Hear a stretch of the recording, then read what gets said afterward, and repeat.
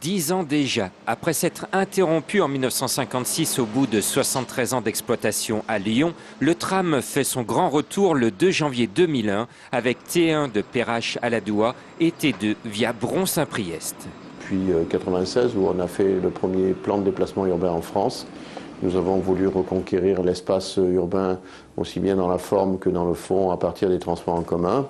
Et donc, le tramway était un des éléments en question. Au bout de 10 ans, le tram véhicule toujours une certaine nostalgie chez les seniors. Ils restent fans de l'ancien réseau, dont les premiers trams étaient tirés par des chevaux dès 1878.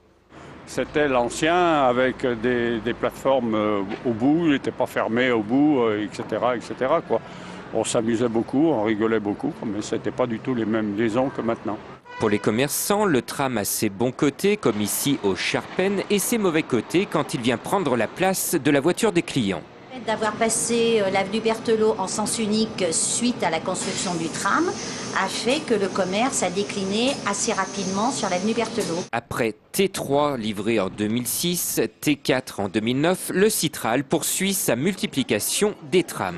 Aujourd'hui, on constate que le tramway a une part de 15% des déplacements des Lyonnais, alors qu'il est parti de 5 à 6% sur les deux premières rames de tramway. Selon le Citral, le tram n'est pas fait pour être rentable. Mais à l'heure des choix futurs d'investissement, il faut bien se rendre compte qu'un kilomètre de métro est égal à 5 kilomètres de tram. En cette période de crise, cela laisse à réfléchir.